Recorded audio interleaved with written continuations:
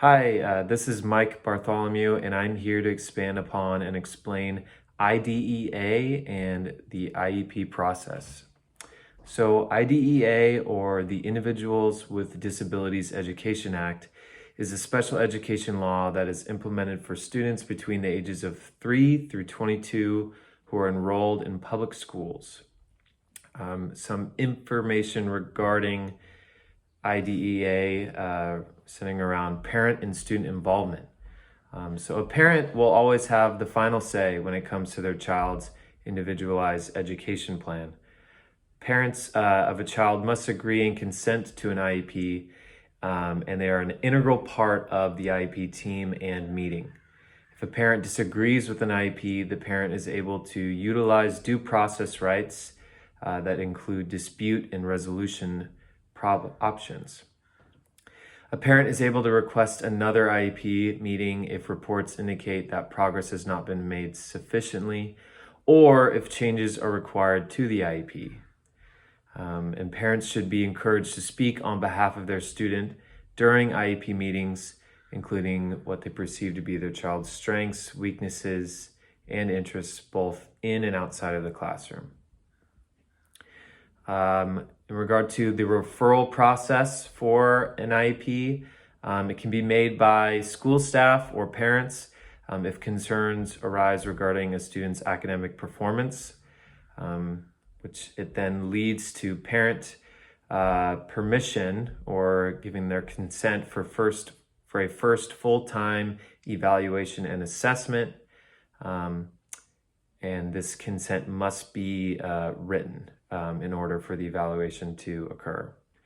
Then moving into the evaluation process, if a parent consent is received for an evaluation of a child, an evaluation must be held within 60 days. This evaluation includes a cognitive assessment, psychological assessment, as well as a health assessment. And then moving on to once we get to the IEP meeting, there comes the IEP components, or what are parts of the legal document. This document outlines specific services that a child needs per the results of the evaluations and the determined eligibility for special education services.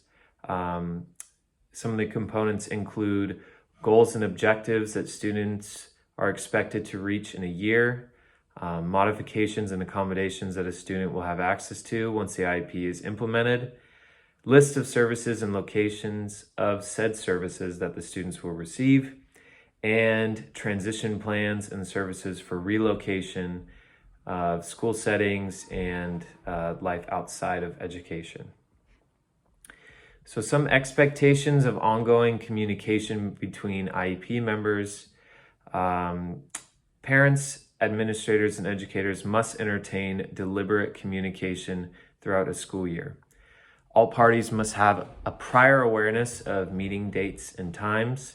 They should be communicated with via phone, email, in-person discussions, as well as written letters. A record of all communication that has been attempted between the special education teacher and the IEP team must be documented in order to pull from or reference if future issues or concerns come to light.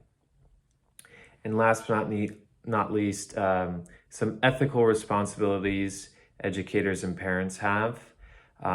So in order to instill trust with parents and guardians regarding confidential information about their children, individualized education plan documents must be kept in safe, secure areas and should not be shared with anyone that is not part of the IEP team for that specific individual student. Emails and communications between parents, service providers, and other educators should not be made public for others to access.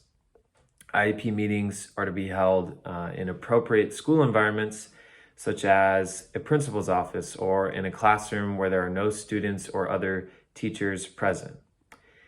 Ethically, educators should have the responsibility to keep all records confidential, should only choose to share information that has been granted explicit consent from a child's parent and or guardian. Thank you.